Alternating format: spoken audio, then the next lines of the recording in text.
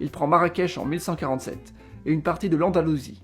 En se proclamant calife à la place des Almoravides, il crée une nouvelle dynastie au Maroc, la dynastie des Almohades. Bon j'ai encore changé de dynastie, décidément. Au pouvoir, Abd al-Moumin ne va pas se contenter du Maroc d'origine. Il va mettre du temps pour continuer de conquérir les territoires en Andalousie. À l'est, on trouve le sultanat de Béjaïa. Le Maroc va l'annexer dans les années 1150, mais il ira même au-delà en Ifriqiya.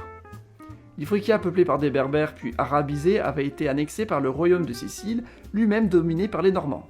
Ce territoire, dont la capitale est Tunis, est pris par le Maroc qui n'a jamais été aussi grand.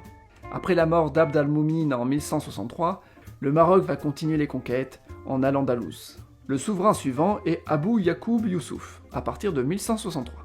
Il continuera la consolidation de l'Andalousie, il fait notamment construire la mosquée de Séville, il développe aussi la façade atlantique avec la ville de Rabat, qui avait été fondée quelques années plus tôt.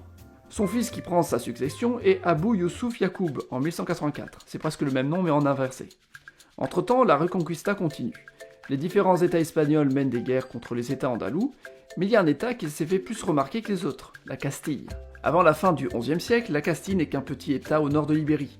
En 1085, la Castille récupère le royaume de Tolède, un royaume musulman qui s'était émancipé du Maroc. Et ouais, je récupère des territoires, moi. Trop impressionnant ce qu'a fait la Castille. Oh là là. Ce territoire de Tolède devient la nouvelle Castille, et tous les yeux sont rivés vers ce petit royaume espagnol qui s'impose. Mais la Castille va perdre plusieurs batailles par la suite, notamment contre les Almoravides. Mais en 1139, la Castille avec ses alliés espagnols gagne une bataille à Orera. Il y a ensuite une période de stagnation jusqu'à ce que la Castille récupère Cuenca en 1177.